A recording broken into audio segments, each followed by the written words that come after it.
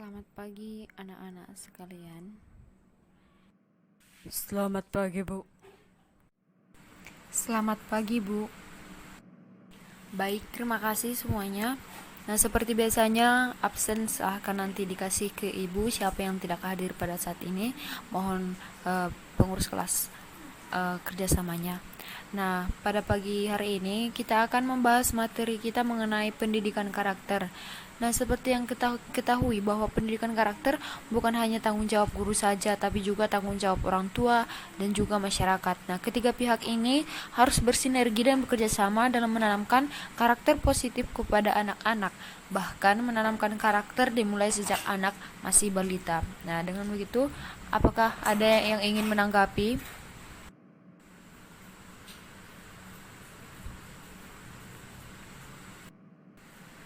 Baiklah, sebelumnya Ibu akan memberikan pertanyaan kepada masing-masing. Nah, kepada Nova, apakah salah satu cara yang memungkinkan untuk menanamkan karakter positif yang menyenangkan atau kepada siswa gitu? Mohon berikan pendapatnya. Baik, Bu. Terima kasih buat pertanyaannya. Di sini saya akan menanggapi bahwa salah satu yang memungkinkan yang kita buat yaitu dengan cara menanamkan karakter positif yang menyenangkan pada anak atau siswa, yaitu melalui dongeng. Pembudayaan karakter di sekolah lewat dongeng, tentu pembelajaran yang dirasakan mengasyikan dan suasana lingkungan sekolah akan semakin menggerakkan bagi siswa untuk belajar. Nah, seperti yang kita ketahui bahwa dongeng dalam bahasa Inggris yaitu fairy tale, sedangkan pendongeng disebut dengan storyteller, dan mendongeng sering juga disamakan dengan bercerita dan disebut dengan storytelling. Nah, dalam KBBI, dongeng berarti sebuah cerita atau khayalan yang belum tentu kebenarannya. Nah, di sini tidak hanya mengenal baik dan buruk, tapi bagaimana memahaminya, menghayatinya, dan mengamalkannya. Adapun yang kita ketahui untuk dilakukan untuk membentuk pribadi generasi penerus bangsa yang sesuai dengan identitas bangsanya. Terima kasih, Bu. Terima kasih kepada Nova untuk tanggapannya. Nah, berikutnya saya akan memberikan pertanyaan kembali kepada Adela. Nah, dalam memahami dan menghayati mengamalkannya, bisa Anda sebutkan nilai-nilai apa yang terdapat dalam pendidikan karakter tersebut? Baik, terima kasih. Adapun 18 nilai-nilai pendidikan karakter yaitu religius, jujur, toleransi, disiplin, kerja keras, kreatif, mandiri, demokratis, rasa ingin tahu, semangat kebangsaan, cinta tanah air, menghargai prestasi, bersahabat atau komunikatif. Selain itu, juga nilai cinta damai, gemar membaca, peduli lingkungan, peduli sosial, dan tanggung jawab. Terima kasih. Nah, terima kasih kepada Adela. Nah, seperti yang kita ketahui bahwa pendidikan karakter tentunya bukanlah ilmu yang praktis dengan mudah bisa ditanamkan pada diri seseorang begitu saja. Nah, menumbuhkan karakter seseorang tentunya membutuhkan proses panjang. Nah, proses terbaik dimulainya pendidikan karakter yaitu sejak usia dini. Sejak usia dini diyakini memiliki peranan yang sangat penting dalam memberikan kemampuan dan sikap dasar bagi seorang anak sejak berada di usia emasnya. Nah, maka yang menjadi strategis bila lembaga pendidikan anak usia dini menggiatkan pendidikan karakter dalam proses pembelajarannya, di lingkungan keluarga peran orang tua juga sangat penting untuk pendidikan karakter kepada anak. Nah, selanjutnya ada tambahan dari saudara dari Michelle. Baik. Ada beberapa karakter anak yang dapat ditumbuhkan dengan cara mendongeng, antara lain rasa ingin tahu, gemar membaca, kepedulian terhadap lingkungan dan sosial, cinta tanah air. Hal ini didapat dari nilai-nilai luhur dan nasihat yang terkandung dalam cerita yang disampaikan. Pemilihan tema cerita untuk anak dapat disesuaikan dengan usia anak. Demikian juga materi dongengnya bisa beragam, seperti cerita rakyat, fabel, hingga yang bersifat tematik seperti transportasi, hari bumi, dan lainnya. Terima kasih. Oke, baik, terima kasih Michelle. Nah, ada yang ingin menanggapi lagi?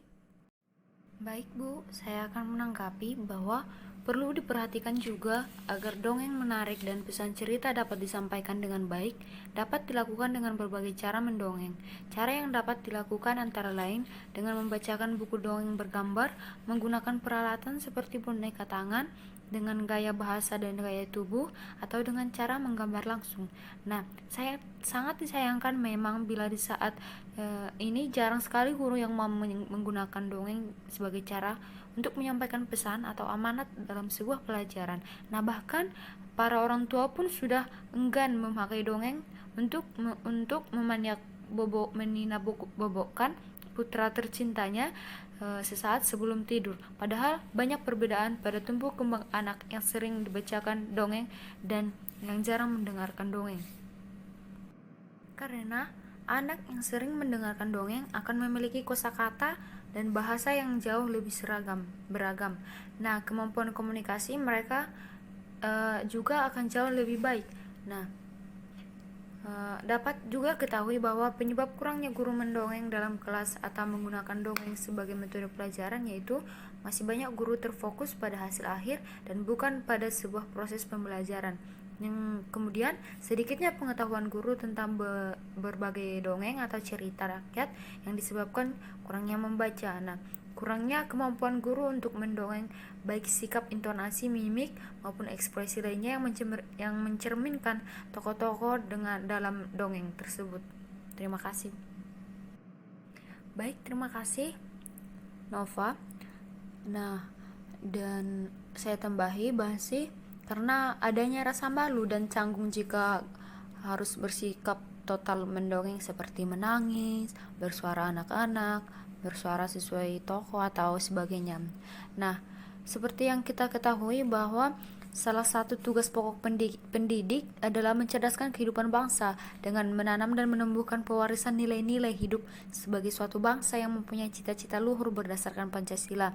Nah, terkait hal itu, berbagai cara harus dilakukan guru agar tujuan pendidikan yang ingin dicapai dan karakter bangsa yang diharapkan bisa masuk dan tertanam dalam mental anak didik, termasuk menggunakan metode dongeng dalam pembelajaran untuk menanamkan karakter peserta didik. Nah, Adela, ada yang ingin ditambahkan? Silahkan. Di zaman modern ini, dongeng menghadapi tantangan berat untuk tumbuh dan berkembang di masyarakat, serta beberapa tantangan untuk berinovasi, terutama dalam cara penyajian untuk bersaing dengan cerita-cerita fiksi dari luar negeri. Selain itu, tantangan tersebut juga datang dari derasnya arus informasi dan globalisasi yang membuat persaingan dongeng yang ada di Indonesia dengan cerita luar negeri menjadi begitu ketat. Banyak pula orang tua yang telah meninggalkan budaya mendongeng sebelum tidur yang syarat akan pembelajaran akan nilai-nilai luhur dengan alasan sibuk. Hal ini tanpa disadari, sedikit demi sedikit telah membuat anak-anak lupa akan jati diri mereka. Terima kasih. Oke, baik. Maka dari ini dapat kita ketahui, mendongeng bisa menjadi metode penyampaian pesan-pesan moral yang sangat efektif. Bukan hanya itu, kegiatan mendongeng juga merupakan cara terbaik untuk menyegarkan proses pembelajaran agar tidak membosankan. Nah, dalam hal ini guru dapat menyisipkan dongeng-dongeng yang berkaitan dengan mata pelajaran yang diajarkannya, dan dongeng yang disampaikan dapat berupa karangan sendiri, cerita rakyat, cerita binatang, baik dalam negeri maupun luar negeri. Nah, mendongeng dapat mendekatkan juga dengan hubungan guru antara guru dengan peserta didik di sekolah, yang lebih mendekatkan hubungan cinta antara orang tua dengan anak dan meningkatkan sikap kritis, meningkatkan imajinasi, meningkatkan fantasi, serta menumbuh kembangkan kelembutan hati anak-anak. Nah, dalam hal ini peranan dongeng dalam mendukung gerakan pendidikan karakter patut kita perhitungkan dan harus terus direalisasikan dengan membiasakan kembali mendongeng baik di sekolah maupun di rumah. Nah, kita juga dapat mempraktekannya kepada adik-adik kita yang ada di rumah maupun kepada anak-anak yang lain. Nah, kelak kita juga akan menjadi guru, maka kita harus mempraktekannya juga untuk pengajaran yang lebih baik dan tidak membosankan. Nah, begitu. Nah, kemudian dengan dongeng memiliki peran penting dalam mewujudkan pendidikan karakter. Dongeng dapat menjadi jembatan komunikasi efektif dalam menyampaikan pengajaran kepada siswa kita, nah baik di rumah maupun di sekolah. Karena mengajar sambil mendongeng merupakan hal yang sangat mengasihkan. Suasana menjadi cair. Nah, anak-anak tidak merasa digurui, mereka tidak merasa khawatir, cemas, tegang, dan sebagainya, dan semua mengalir begitu saja, seperti halnya berinteraksi dengan sesamanya seperti biasa. Nah, anak-anak dibawa ke sebuah alam di mana mereka belum pernah mengalaminya. Nah, di sana mereka tertawa, menangis, bersorak, bertepuk tangan, melihat keunikan-keunikan dari sejuta makna yang telah tergambar di sebuah layar visual yang mereka ciptakan sendiri dalam pikirannya. Nah, itulah yang disebut dengan alam fantasi. Nah, dongeng pun dapat menciptakan fantasi karena dongeng sangat dekat dan erat sekali dengan dunia imajinasi. Oleh karena itu, dalam memilih dongeng merupakan faktor yang menentukan apakah anak akan berimajinasi dan berfantasi baik atau tidak. Nah, sehingga mendongeng dapat dilakukan di rumah, di sekolah, di tempat ibadah, kantor, atau tempat orang lain.